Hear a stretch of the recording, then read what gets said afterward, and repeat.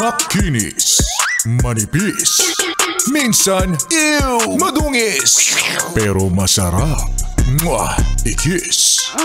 Sexy time na. Sexy Mega! Isang araw pagkatapos ang midterm elections dito sa Pilipinas, yes friend, ang tanong, nanalo ba ang mga binoto mo? May pumasok ba doon sa 8 konsehal? May pumasok ba doon sa mga bet mo? Yung mayor, yung bagong mayor na sana gusto mo, nanalo ba? Kasama yung vice mayor niya? Yung governor, yun pa rin ba binoto mo o naghanap ka na at nagboto o bumoto ng bago? Yung mga, ang tawag natin doon, party list. Ang dami nun nakita mo? Parang yung buong likod ng balota, puro party list kasi ganun karami yung pagpipilian pero isa lang dapat ang isi-shade mo. Yung party list ba na gusto mong mag-represent, no?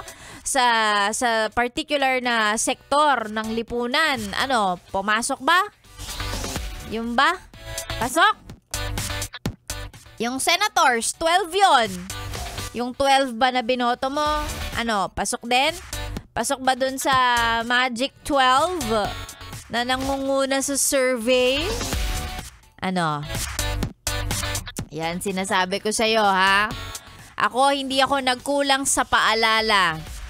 Reklamo tayo ng reklamo sa mga maliliit na bagay, di ba? Minsan nga, pati problema natin sa love life, kung kulang na lang, irereklamo mo sa gobyerno Ang dami mong sinasabi, pero pagka ganitong eleksyon, sino ba ang binoboto mo? Kulang na lang, pati kay Lord magreklamo ka Lord, ang hirap ng buhay! Sabi sa'yo, ikaw kasi, sino ba binoboto mo, be? Sino? So, ako, ito lang din ang paalala lang din ni Sexy Megan dun sa mga officials din, na mukhang alam na nila na sila ang mananalo. Yung iba nga na-proclaim na kagabi pa lang May iba nag-concede na rin. Kayo po ang nanalo, that only means na nagtiwala sa inyo yung mga tao and ang tunay na laban ay magsisimula pa lang, no? Hindi yun natatapos pag nanalo ka and you get to have a seat sa munisipyo or sa Senate or sa kung saan man, di ba? Hindi yun natatapos doon. Actually, doon nga yun magsisimula kasi kailangan mo ng patunayan ngayon sa mga tao na worthy ka. Na bakit ikaw yung dapat, di ba? Dapat lang na ikaw nga yung nandyan. Panindigan nyo naman para hindi naman po sayang yung ipinila ng marami. Kasi kahapon, ang dami ko nakikita sa balita.